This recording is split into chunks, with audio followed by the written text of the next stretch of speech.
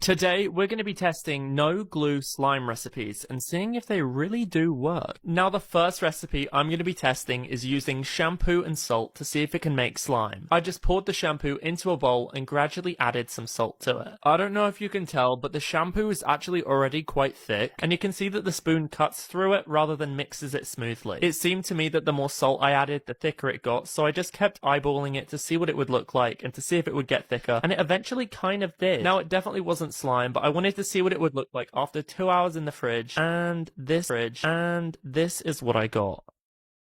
Watery shampoo. Now, this was a complete fail, and you can see that the shampoo actually got thinner in the fridge, so I don't know if it's the shampoo I used, I added too much salt, or if it just doesn't work. I was definitely expecting something a little more like this rather than this.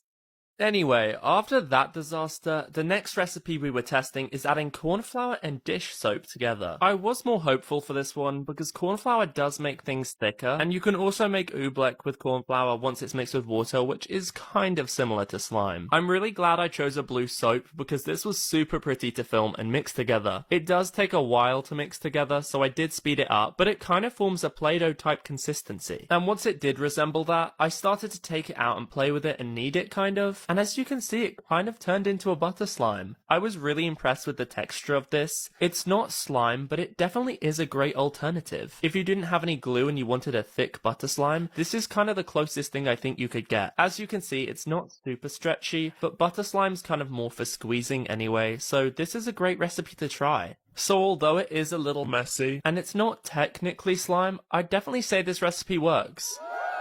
And is officially no